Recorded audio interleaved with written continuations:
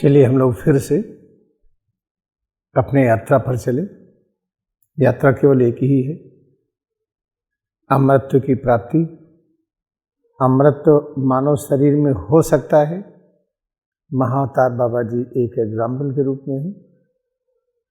अगर हम कहते हैं कि जमीन ऊसर है, यहाँ कोई पेड़ नहीं हो सकता है, पर किसी ने एक पेड़ लगा करके दिखा दिया कि पेड़ देखो हरा भरा है, तो सिद्ध हो जाता है कि ऊसर नहीं है।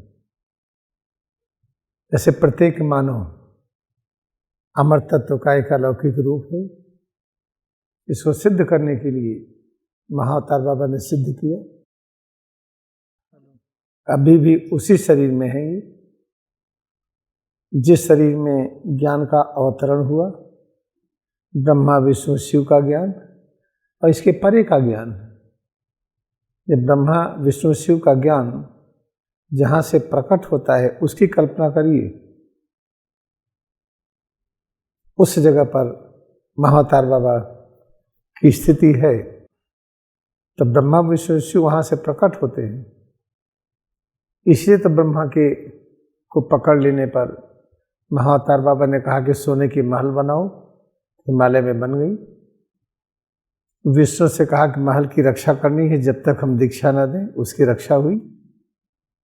तो शिव से कहा कि इसको विलीन कर दीजिए, तो विलीन हो गई। याद रखिए, जब महाअवतार बाबा ने सिद्ध किया और वही इस ज्ञान को, अमरता के ज्ञान को लाहिड़ी महाशय को दिया, लाहिड़ी महाशय ने सिद्ध किया। पूरे जीवन काल किसी दवा का प्रयोग नहीं किया, कोई बीमारी नहीं आई।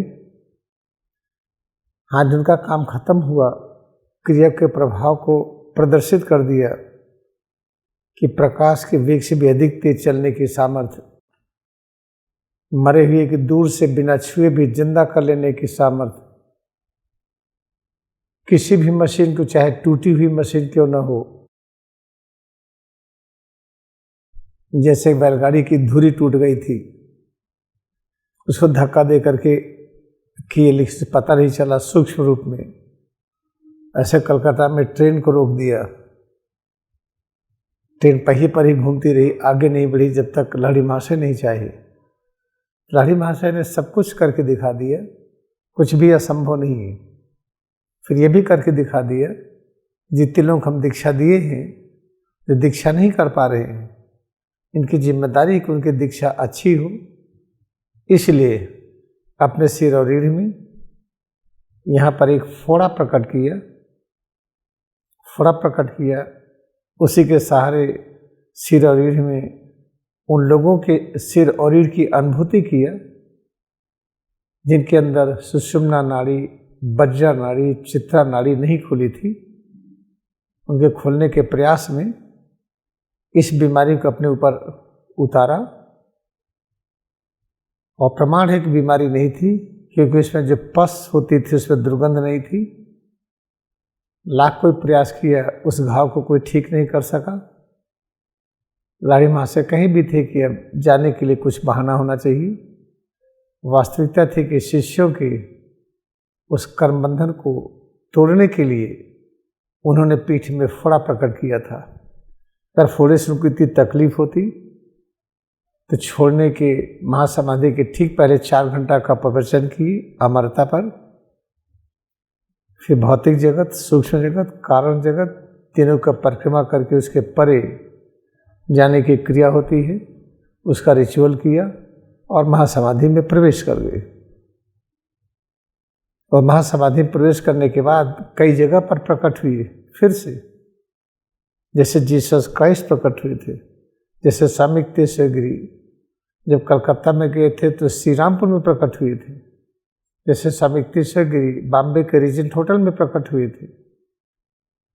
जब ज्ञान मौजूद है तब भी आप न करें, इसलिए एक और नहीं करते हैं। ये चर्चा करो कि ये अमर लोक है, कोई कहते क्या बेवकूफ़ी की बात करते हैं, तो उसकी हम चर्चा ही न करें, उसका अभ्यास ही न करें, क्योंकि जनता स्वीकार नहीं करती है। ऐसा नहीं होना चाहिए। तो एक वैज्ञानिक बनकर के इसका प्रयोग करिए, सिर से पैर की उंगली तक जो अनुभव करते हैं अमर तत्व है। तो अमर तत्व की अनुभूति कितने तरह की होती है, उन सभी अमर तत्व के भिन्न भिन्न डायमेंशन को प्रेम करने का अभ्यास करना है। अच्छी तरह से याद रखिए कि जब हम अभ्यास करते हैं, जैसे सुबह से सो करके उठिए रात्रि के सोने तक आपके शरीर में तरह तरह के परिवर्तन होते हैं। वो तेजी से चल रहे हैं, हम नहीं चल पा रहे हैं। कभी हम तेजी से चलते, वो नहीं चल पाते हैं। हम गहरी नींद में कहाँ चल पाते हैं। उसी समय रात्रि में गहरी नींद में सो रहे हैं। कोई अमेरिका में दौड़ रहा उस समय, वहाँ पर दिन है, 24 घंटा में देखिए, जब ये काम नहीं कर पाते, कोई इसी काम को कर रहा है, हमको नींद नहीं आ रही, कोई गहरी नींद में सो रहा है, हम जग गए तब भी कोई सो रहा है। 24 घंटा में इस पृथ्वी पर ऐसा मिलेगा, कोई न कोई काम कर रहा है। हम दूसरे को ना देखें आइडियल, हम अपने को डील करें। हमें चलना है प्रभु के लिए। कैसे? चलते समय सिर से पैर की उंगली तक अनुभव करें प्रभु इस रूप में है। इसको अनुभव करने के लिए चलना है, उठना है, बैठना है, काम करना है, इसकी अनुभूति और कर सके। हम काम नहीं करेंगे, ऐसे अनुभव करेंगे, नहीं कर पाएंगे। सिर से पैर की उंगली तक इसमें अनंत लेयर हैं। जैसे आप प्याज छिलते हैं तो कितनी लेयर होती है, ऐसे सिर से पैर की उंगली जो अस्तित्व है, इसमें जब अंदर जाते हैं तो अनंत लेयर्स हैं। तो अनंत लेयर्स को कैसे अनुभव करेंगे? तो हर प्रकार के काम करेंगे। छोटा बच्चा पैदा हो, उसको लीजिए गोदी में, कैसे फील करेंगे? थोड़ा और बड़ा हो, और बड़ा हो, और बड़ा हो। जिसको परंपरागत से कहते हैं कि तो बूढ़े हो गए, नहीं चल पा रहे हैं, उनकी सेवा करिए, कैसे होगा? मानव के हर उम्र के लोगों की सेवा करने पे क्या चेंजेस होते हैं। ऐसे जानवर पर आइए, पेड़ पौधों पर आइए। जब सेवा कार्य का विस्तार करते हैं तब प्रभु की अनुभूति का विस्तार होता है। और जीवन का लक्ष्य प्रभु की अनुभूति। सिर से पैर की उंगली तक आपका अस्तित्व प्रभु का रूप है ही, परब्रह्म आपके रूप में है। जब अनगिनत प्रकार के सेवा कार्य करते हैं तो प्रभु की अनुभूति और गहराई में होता है। तो इसे आप फिर से हम निवेदन करते हैं, आपके लिए ध्यान करिए, खूब सेवा कार्य में लगे रहिए। सेवा कार्य का मतलब क्या है? आप सेवा कार्य करके रिटर्न मत चाहिए।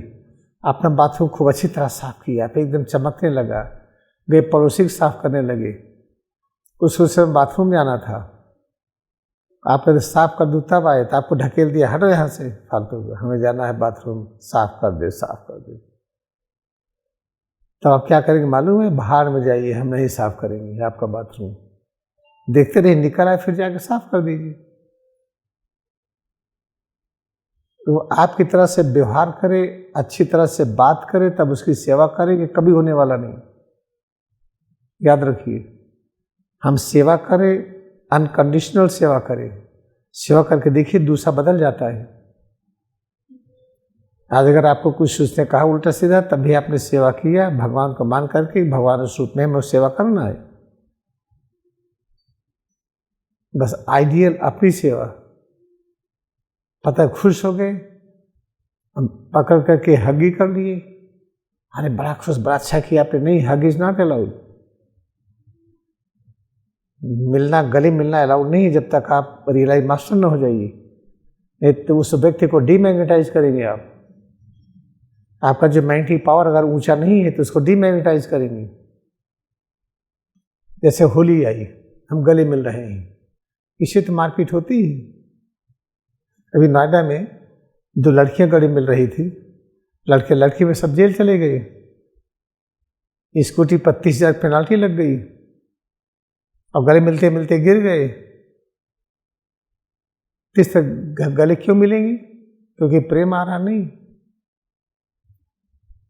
तो प्रेम से गले नहीं मिल रहे। गले मिलने कुछ इमोशनल भाव है। आपकी वाणी बहुत अच्छी लगी, आपने हमारी सेवा किया था, आपने खाना दिया था, आपने ये किया था, जो कुछ किया था हमें अच्छा लगा। तो आपने कुछ किया, उसकी वजह से आप हमें अच्छे लगे थे, हमने आपको एकदम आलिंगन कर लिया, और ये हमारे परम मित्र हैं, अलाउड नहीं, आलिंगन करना अलाउड नहीं। आलिंगन करेंगे 2 चीज़ होगी, या तो आप डीमैग्नेटाइज होंगे या दूसरा आदमी डीमैग्नेटाइज होगा। तो आप इतने ऊपर उठ जाइए, सबको ईश्वर के संतान के रूप में देखिए। ईश्वर की संतान कभी मैरिज नहीं करती। ईश्वर की संतान कभी आपस में पति पत्नी के संबंध वाला रिलेशन नहीं करते। ईश्वर के संतान आपस में कैसे रहते आपको पता ही नहीं। आप तो मनुष्य की तरह रहते हैं। इस क्रिया के सिद्धांत को अच्छी तरह स्वीकार कर लीजिए। 30 जन्म में जब तक चाहिए पृथ्वी पर रहिए। जब आपको जाना हुआ स्वेच्छा से आप जाएंगे,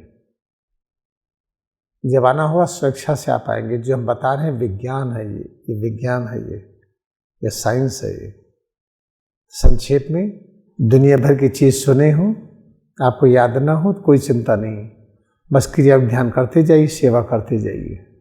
सेवा करके इमोशनल रिलेशन न बनाइए। इसे याद रखिएगा, नहीं मानेंगे आप बीमार होंगे।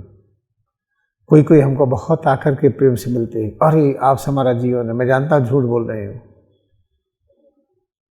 जो कर देगा उससे हमारा जीवन यहाँ से जाएगा क्यों? अरे आप तो गुरु महाराज हैं, आपसे हमारा पूरा संबंध है, हम तो अलग नहीं हो सकते। इसका मतलब अलग होने जा रहा हो, अलग होने जा रहा हो।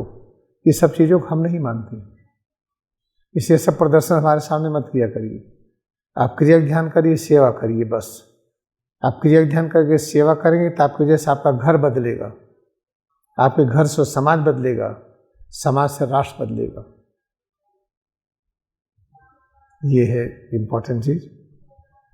आज का कंक्लूजन क्या रहा? जो परिवर्तन होता है ज्ञान है ये, कैसे उसको सही रोज अभ्यास कराया जाता है।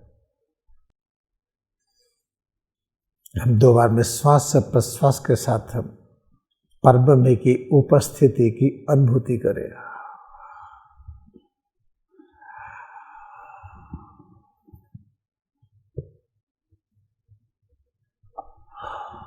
Let us bow down to our devotion in Kriya Yoga meditation.